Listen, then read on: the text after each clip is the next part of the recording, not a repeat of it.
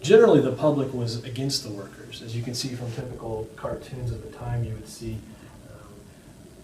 depictions of railroad rioters going through and causing death, pictures of buildings on fire. But you also had a lot of sympathizers.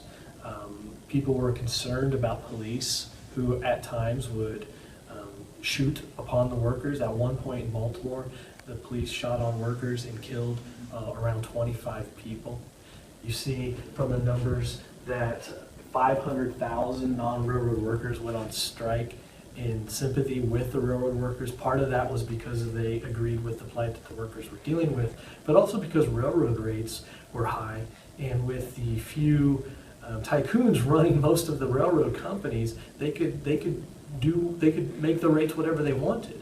In addition to that, there was constant reports of railroads going through major cities, not slowing down, and people actually were being killed by railroads as well. So a lot of people also came out on the side of the workers, to the point to where some historians have argued this is the closest the United States have ever gotten to a general strike throughout the nation. Hayes had just become president months before the strike took off, so he was trying to consider ways of starting his administration when all of this was taking place. His general belief was that the workers were good people, and they had real reasons to be upset with how the railroads were working. But he also believed in the protection of life and property.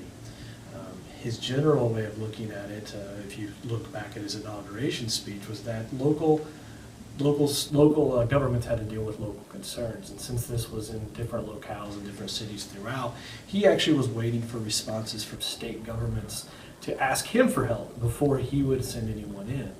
And matter of fact, on one occasion, a governor asked him for help, but didn't say that there was a domestic insurrection.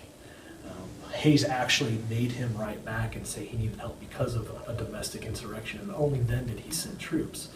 Hayes felt that troops should only be used to protect property, only be used to protect lives.